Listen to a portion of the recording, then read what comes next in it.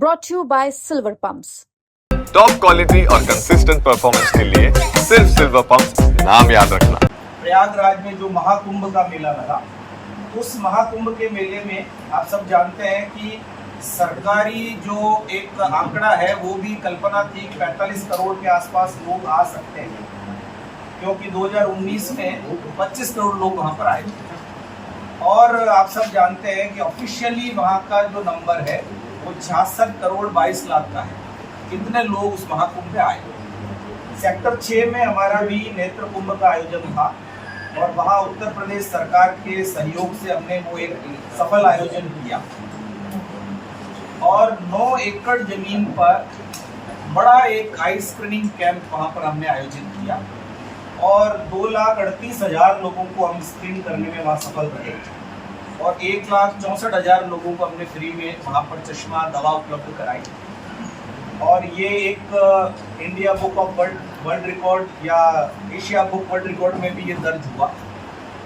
और इसके अलावा 20,000 के आसपास जो रेफरल नंबर थे, उसमें स्पेशली 17,000 नंबर कैटरेक्ट ऑपरेशन के, उनका अभी हम ऑपरेशन बड़ी संख्या में करवा चुके हैं। वो काम अभी हमारा चल रहा है।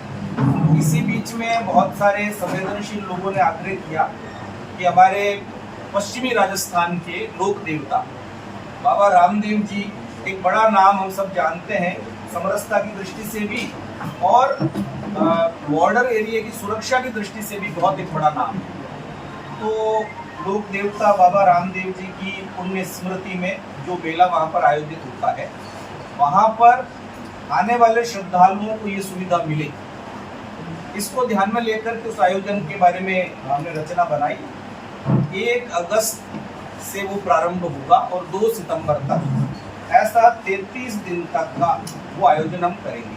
बाबा रामदेव जी ने भी 33 साल की उम्र में जीवित समाधि ली वहाँ पर, इसलिए हमने भी इस आयोजन को 33 दिन का वहाँ पर करने का विचार निश्चित किया है। और इस आयोजन में पूरे राजस्थान के अच्छे प्रसिद्ध डॉक्टर्स, ऑप्टोमेट्रिस्ट और भी बहुत सारे सेवाभावी लोग, एक 6 एकड़ जमीन पर यह आयोजन होगा। 30 बाई 60 मीटर के ऐसे 7 जर्मन हैंगर वहाँ पर हम लगाएंगे। पहला जर्मन हैंगर जो है वहाँ पर एक सेमिनार हॉल के रूप में रहेगा और सामान्य दिनों में वो वेटिंग एरिया के रूप में काम में लेंगे। दूसरा जर्मन हैंगर जहाँ पर ओपीडी ब्लॉक्स हमारे रहेंगे, उनके बारे में अभी आपको जानकारी मिलेगी। और उस ओपीडी ब्लॉक्स के बाद में एक ऑप्टिकल शॉप का पूरा हॉल रहेगा।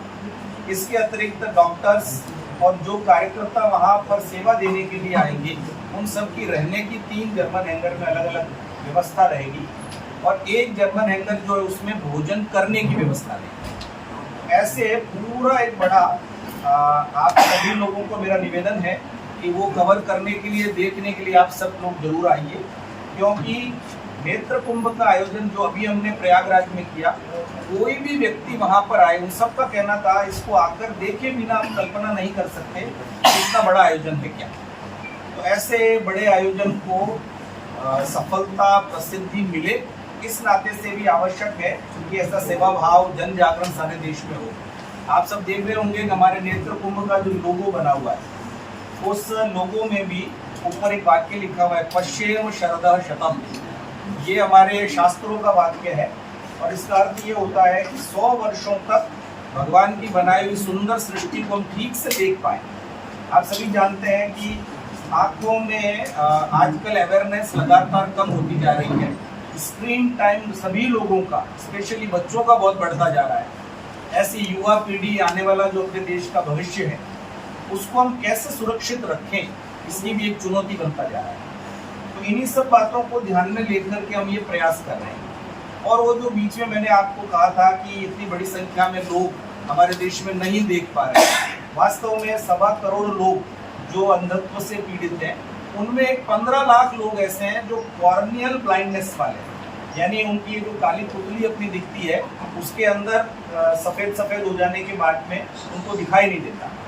तो यदि अपने देश में नेत्रदान का प्रमाण बढ़ता है तो वो भी वहाँ नेत्रदान संकल्प करवाने की व्यवस्था भी हम करेंगे, उसका भी एक जन जागरण होगा। आपको जानकर आश्चर्य होगा कि श्रीलंका जो अपना छोटा सा देश है पास में, वहाँ पर कोई भी व्यक्ति कॉर्निया की खराबी के कारण से उसको अंधापन नहीं है। श्रीलंका में सभी लोग नेत्रदान करते हैं और एक 50-60 देशों को श्रीलंका कॉर्निया एक्सपोर्ट करता है। और हमारे देश में इतनी बड़ी जनसंख्या है, इतना श्रद्धा भाव है सारे देश में, इतना अध्यात्म है, फिर भी जागरूकता के अभाव के कारण से ऐसे सभी लोगों को मतलब नेत्रदान के बारे में अच्छा अवेयरनेस नहीं है अपने यहाँ। और इतनी बड़ी संख्या में लोग अंधत्व को प्राप्त हैं, यानी ये 15 लाख लोग जो स्पेशली उनको यदि नेत्रदान भारत में हो और कॉर्निया मिल जाए तो सभी लोग देख सकते हैं।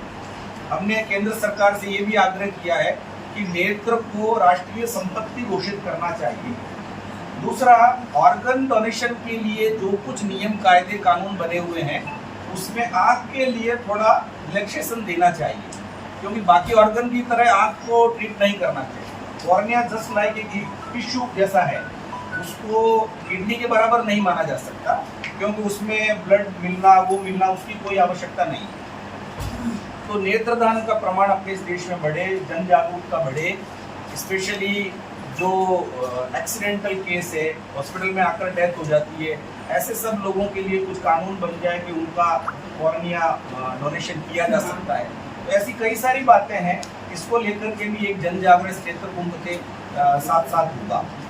दूसरा, अपने शास्त्रों में एक वाक्य और है जो हम बोलते हैं सर्व इंद्रियाणाम नयनम प्रधानम, यानी सभी इंद्रियों में हमारे आंखें प्रधान है। यानी किसी के साथ भी इंटरेक्शन करते समय, बात करते समय यदि आंखों में थोड़ा भी डिफेक्ट है तो हमको तुरंत ध्यान में आता है। हमने नागपुर की हमारी सक्षम की टीम ने अब तक 1000 बच्चों के स्क्विंट के ऑपरेशन कराए, आंखों में जिनके तिरछापन रहता है। ऐसे सभी लोग बड़े होकर के अच्छे से अपना सामाजिक जीवन जी पाए, तो हंसी के पात्र न बने। इन सब बातों को ध्यान में लेकर के आँख के क्षेत्र में सक्षम ने सारे देश भर में एक बहुत बड़ा कार्य खड़ा किया है।